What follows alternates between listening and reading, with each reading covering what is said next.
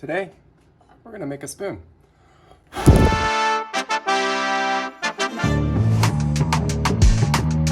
gonna be attempting to replicate a spoon I carved a little while ago out of this hunk of birch. First up I wanna do is get this hunk of birch into more of a manageable, call it a blank of sorts. I'm gonna start with the axe.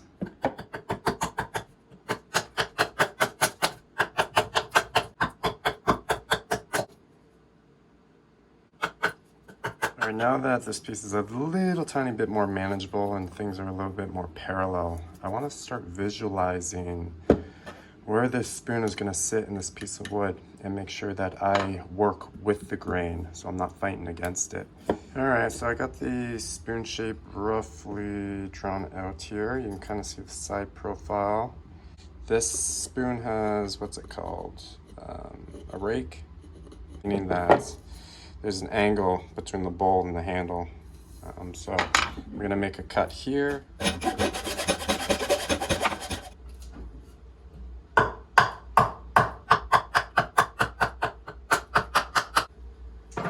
right, my axe work is not great, so I'm gonna switch over to the draw knife.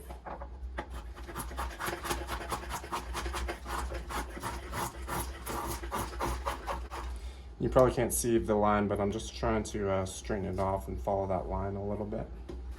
I also like to try and use chisels, just to, again, get it roughed in.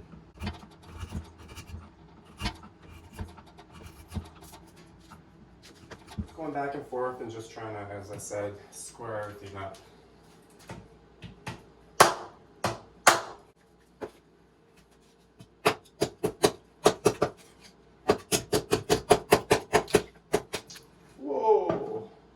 Blew out a chunk. You gotta be careful of that. I think I'll be alright though. Oh fuck. Maybe not. This is, I probably should have stuck with the draw knife. Alright, so I've thinned her out, got some of the planes kind of where I want them to be and retrace the spoon. This is the point where I really need to slow down and think ahead, because so many times in the past when I've been doing this, I've gone too far and basically had to adjust the design of the spoon to fit the piece of wood. You can see up here, the bowl doesn't completely fit. Part of the reason is I blew out a chunk, which thinned it out. And then there's a little live edge here. So I'm thinking I might want to bring this down a little lower, but I'm running out of thickness, as you can see. So I just got to be really careful. So I want to bring this down a little steeper. So I'm just gonna work this down little by little, while I'm still maintaining the plane I've established. All right, let's see if the bowl will fit in this area now. Something I like to do when I start getting a little closer to like the refinements is make a template. So this template I think I made the first time I made this spoon. So I use that to kind of transfer it up. Real like pros, they could just do it by eye. It's amazing watching them, but I'm not that good. So we've traced it on there. I had a center line here, but just with fitment, I've kind of adjusted a little bit. So at this point, I'm gonna be establishing a center line and really working off that so things are symmetrical. So when establishing the center line, like I mentioned before, you wanna work with the grain. So the grain, I wanna get the center line in line as much as possible with the grains. The grains are not perfectly straight, so you just want to try and average it out and find what works, and then give her. That's going to be confusing. There's too many lines here. I will have to redraw this a bunch of times. I'm going to throw in a couple of relief cuts so I can split the excess out away. So this thingy that I'm working on, my dad and I built, it's called a spoon mule. It's like a play on sawhorse. Very handy.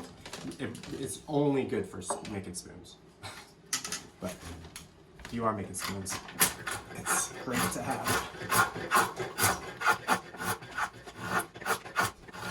So things are kind of tearing out, and essentially because I'm going against the grain, but I'm still roughing it in, so it's okay. But if I turn it this way, it'll be much smoother, because it's more with the grain and I'm not kind of tearing it out. We'll see how energetic I am. I may try and draw some diagrams to show you how the grains work, but we'll see. Don't count on it though. Yeah, let's draw some lines up just so I don't go too far and regret my decisions. All right, so I've refined it. Things are getting more square. You know, I've talked about planes, which essentially is just the top. Because this handle is going to be rounded, it's not a big deal, but it's best to start off with a nice flat plane all the way across. The most important thing is the bowl plane, because everything's kind of, if you look at a spoon and it's off, it's going to look wonky. I guess it's not the end of the world for handcrafted spoons. So you can see the back of the spoon, it tapers up. So that's what I'm going to try and attempt.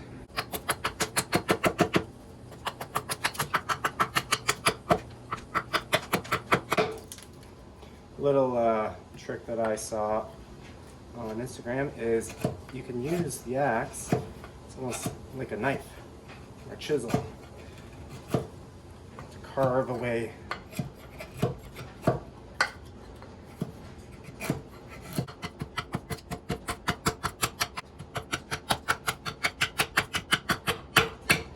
And as you're axing, you want to adjust your piece so you know your axe is still going vertical and your piece kind of moves to work with those angles.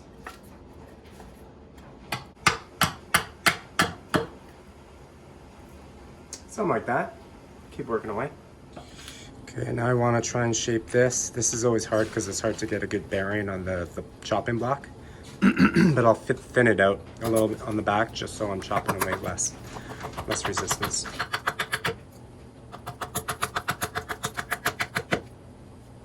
I mistakenly called this, I don't even remember, but this is the angle for the handle to this bowl. It's called the crank. And essentially, the back of the spoon doesn't really need to start tapering up until that kind of, I guess where the two angles meet at the back. Also, being careful, I'm not taking away too much because you can't put wood back on.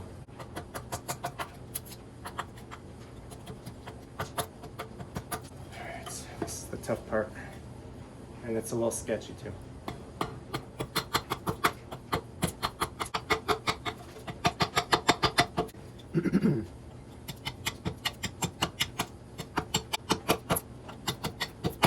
Okay, I think that's as far as I'm comfortable using the axe. Man, the guys and gals that do this, they basically can like do all the rough out with the axe. It's incredible.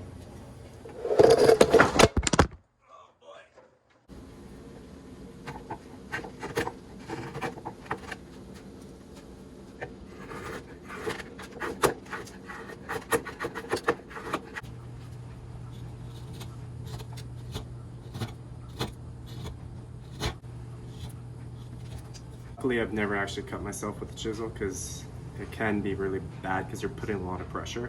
So I always just want to make sure my backhand is away from the blade or under something protected, because it will not be good if you hit it.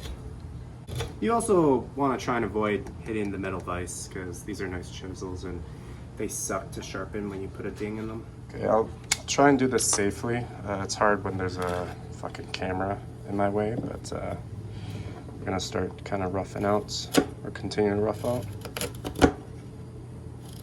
And this looks like I'm like, you know, cutting towards myself, and I guess I am, but I'm doing more of a squeeze.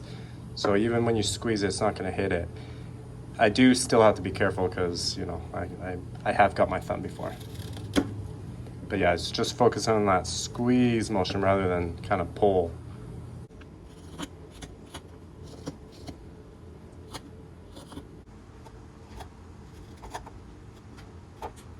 Whenever you're doing it from this angle, you gotta just keep checking, because I can't see the line because it's upside down.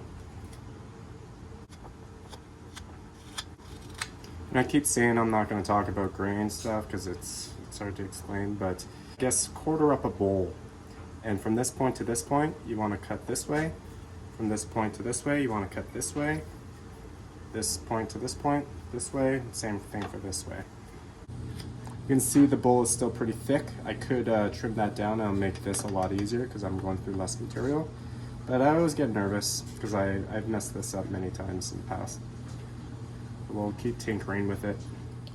Okay, we're getting pretty close to the lines, but we're still pretty thick. We're a thick boy. You know, this handle is quite a bit thinner. Best way for me to do it, measure. Just get a ruler, get some straight lines, and then I can do all the curvature and whatnot after. So roughly, I'm gonna be able to take out that material. However, my plane is still not fully established. I don't think you can see in the camera, but it's not perfectly straight, and I want to try and get it as straight as possible.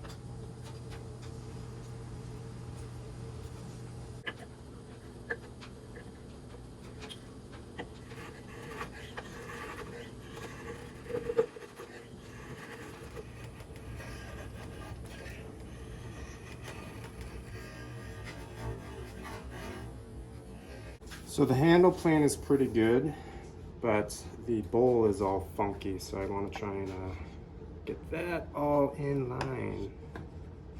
Oh.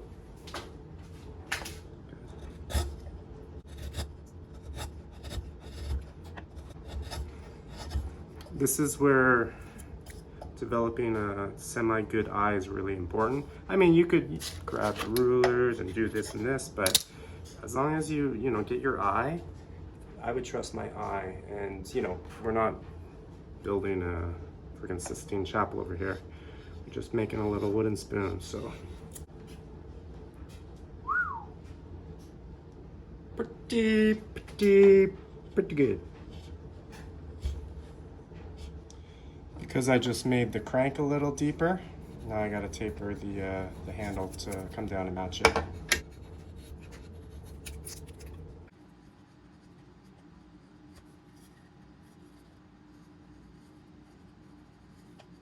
Okay, now we're gonna get into the serious refinement. So I just took another measurement of the other spoon depth, and it's closer to 1.5. So I'm glad I did not remove all that material yet. And I've broken out the mechanical pencil, 0.7 millimeters, baby. We're getting precise. 1.5.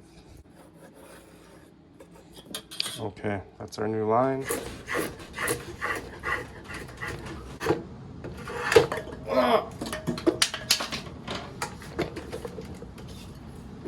That happens from time to time. It's all good. And it looks like we might have a little crack down here. We'll see how bad that is. I'm not planning on using this full length anyway, so it should be okay. But these are the beautiful little surprises you get when you're working with wood. Just random cracks and knots and cool things to deal with. Just a little bit more axing on the back here. It's just a lot easier on yourself, on your hands, on your wrists, and you can use, you know, bigger, heavier tools, but it comes with the risk, of course.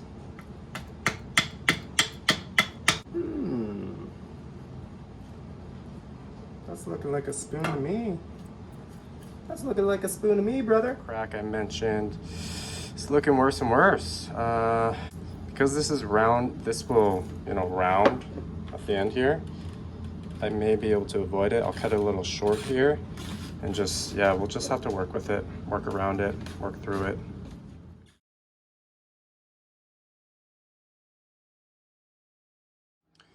All right, I'll try and explain how grains work. So you have a tree with tree rings.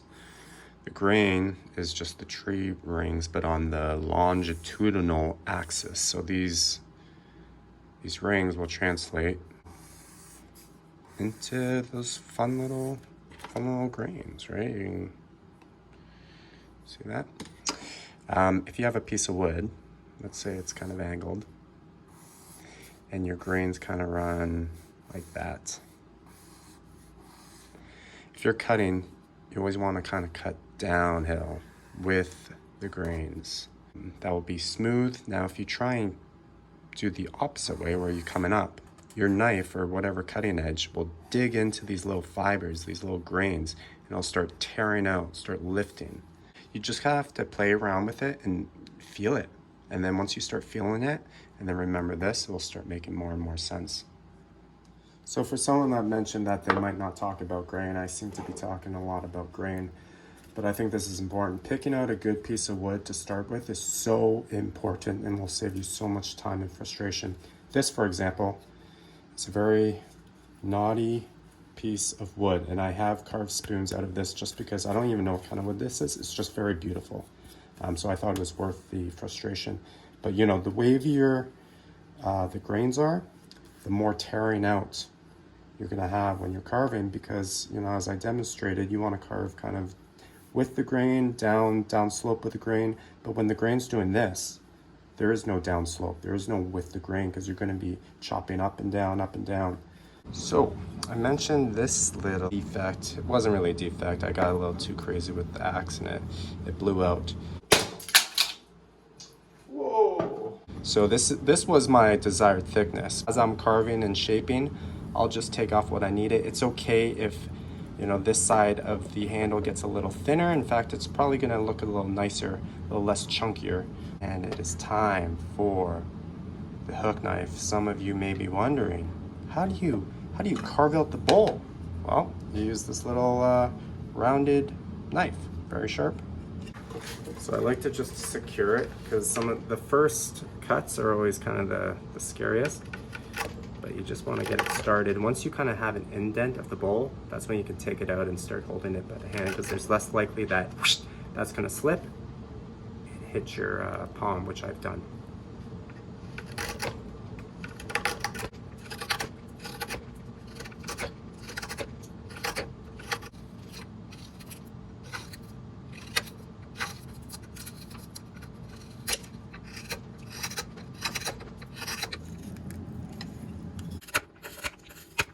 Now, if I was doing this perfectly, all that little crunching and kind of that tearing wouldn't be happening. But I'm not that great at doing the bowls.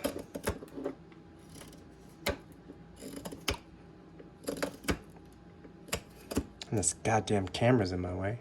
Blame it on the camera. Yeah, I mean, normally I'm way better, but you know, the camera's in my way. That's why.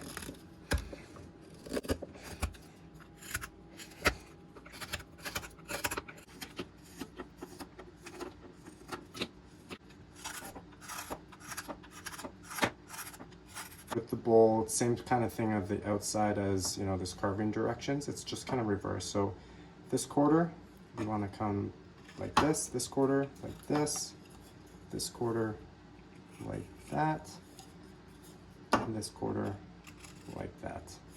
And then you can kind of go across like that as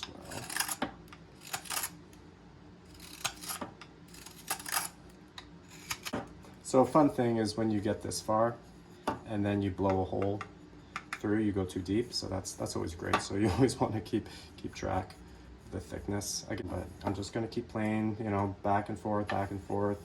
I mean, if I was doing this as a full-time job, I'd probably have a system where, you know, I'd nail at the handle, then I'd do the bowl, and then do that or this, but I just kind of tinker around back and forth, back and forth. Something that's very important that you're not seeing is you always have to keep your cutting tools sharp. The way to do that is by continually honing the blade. So this is what's called a leather strop. This is just a piece of leather on a piece of wood with some compound on it. Every so often you stop and then just, you know, this is not how I do it.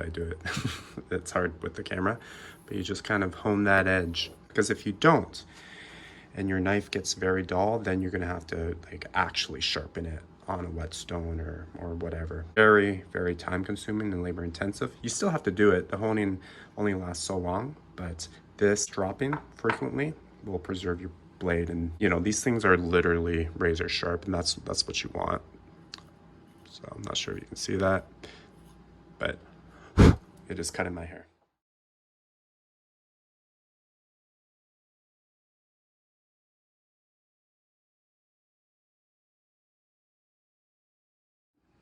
I'm going to start working on the handle here.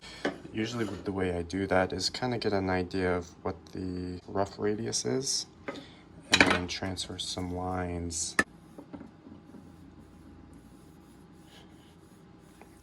Do that all for size, and then start cutting off some stuff.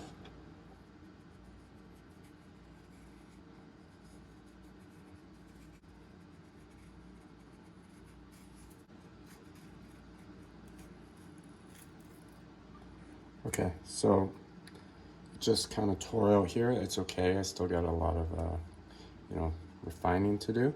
But that's telling me that I'm not really cutting with the grains. So in that case, I should probably switch it over.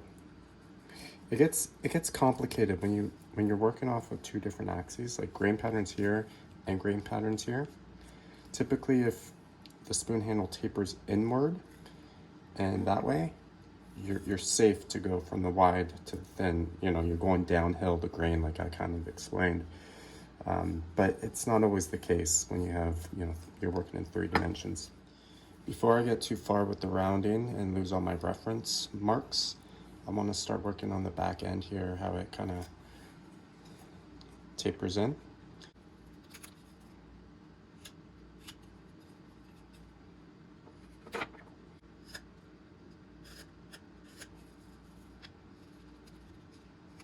Something I like to do on purpose is I like to keep a little material right kind of where the handle meets the bowl here. And the reason being is when you're doing this, or at least when I'm doing this, my knife often slips and digs into that material. Now, if that was at the correct thickness, those little dings, that's not going to be good. So, but I will get to a point where I have to get that out, and then that's when I'm going to have to just really be careful. When you're doing the handle, long controlled strokes is best. That's easier said than done, but rather than kind of just chipping away like that, just try and get a nice smooth, get your blade at a proper angle and just try and keep it as consistent as possible, and you'll get these beautiful little ribbons. So at a certain point, you want to decide what kind of style of spoon you want. So some spoons you can kind of have the more maybe organic, bespoke, let's say, look, where you can kind of see the carve marks. For this specific spoon, I intended to kind of keep it a little raw. However, the grain was giving me a lot of trouble. There's some imperfections, some knots, and it was just kind of tearing. So I resorted to sandpaper. But in my opinion, that's still a really nice finish. A lot of people's eyes, and mine kind of included, I look at sandpaper as cheating a little bit, but who cares? Like, whatever gets the job done. And if you want a nice smooth look, sandpaper is the best route to go. If you all recall, I had that little blow up back here, so I've whittled it away. Things can be forgiving to a certain extent. So, if you mess up, just keep whittling away, get rid of the defects. So this is where I do like to try and maintain a consistent border. So a lot of times I'll just mark out approximately what I want and then carve to that line. This, in my opinion, is one of the toughest things, getting an even border on the bowl because it's rounded, and it's also awkward. Using this hook knife and just bowls in general, always a little tricky, a lot of weird angles.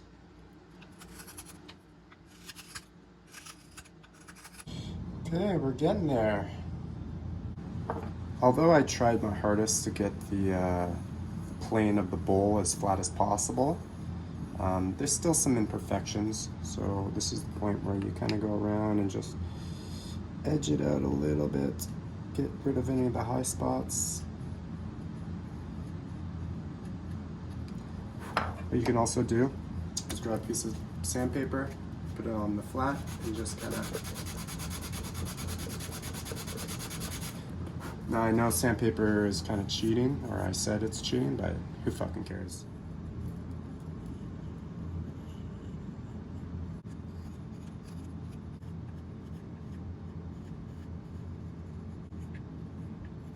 As you're getting into kind of corners or radiuses, you want to use closer to the tip of the knife because it's less wide, so you can kind of really get those angles in there and it's a lot smoother.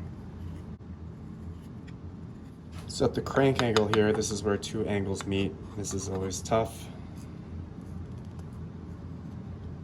Just a little bit at a time, little bit at a time.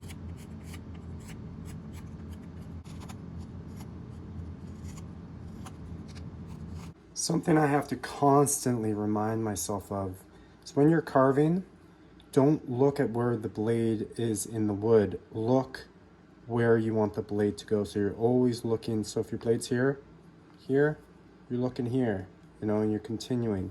For whatever reason, I have no idea why this works, but it just smooths everything out.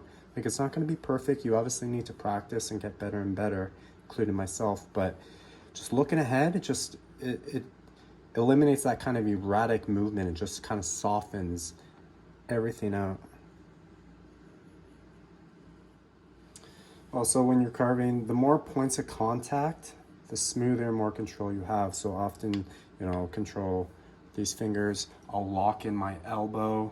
There's lots of different techniques and holds, but more points of contact equals good.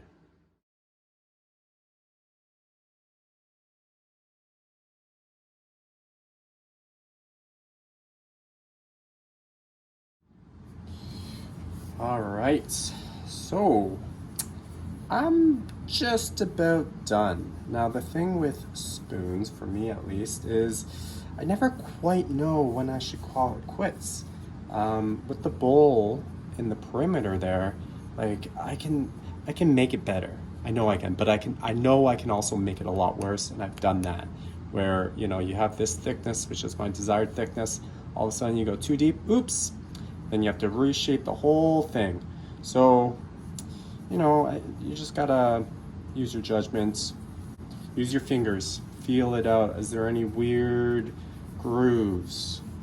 As I was mentioning, sandpaper. So this is pretty smooth. You can get a pretty smooth product with sharp knives, but you can get smoother and shinier, and it's called burnishing. So there's a special burnisher you can purchase. I don't have. I literally just use, you know, river stones. These are rocks I've found.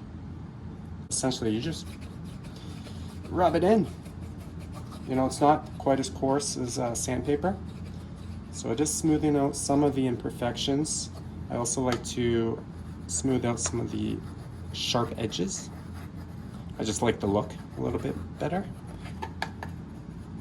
So I don't know if you can, yeah, you can see that shine. So I'm gonna do that to the whole spoon. But before I do that, this crack, this stupid fucking crack. I don't know. I might try and cut it off here, make it a little shorter, and then reshape the end.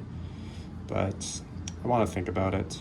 It doesn't look that bad, but if you actually use the spoon and get it wet and dry and stuff, it'll probably separate worse. So let me think about it. But otherwise, carving's basically done. I might, you know, smooth off a couple more things, but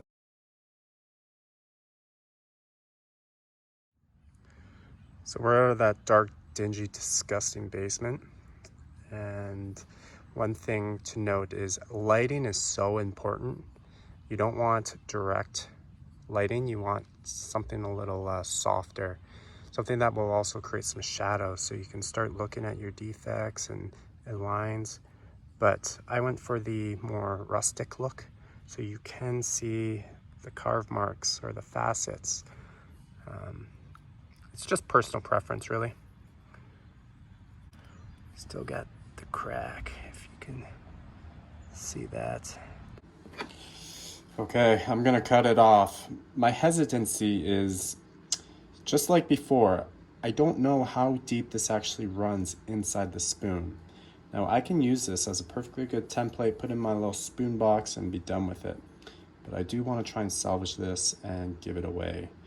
So fuck it, boys and girls, we're cutting it off. Okay, did I get rid of it? I think so. All right, let's get that taper back on there.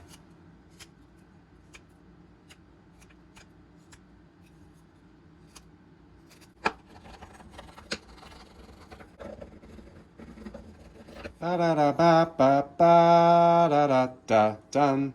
All right, I am happy with the adjustment I made. It is in fact a little shorter, but hey man, you don't need to overcompensate. It's just a soup spoon. All right, finally, let's finish this. So this is my secret sauce. It's not secret at all. It has beeswax and mineral oil.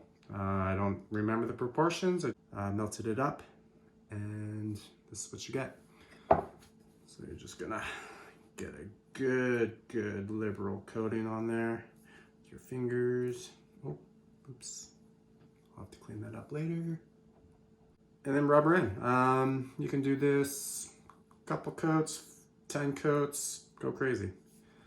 I've also seen people bake their spoons.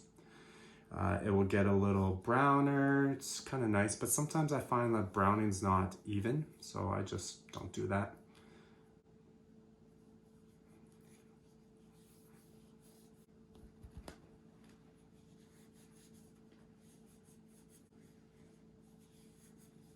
So that's it, my friends. We carved a spoon from a chunk of wood.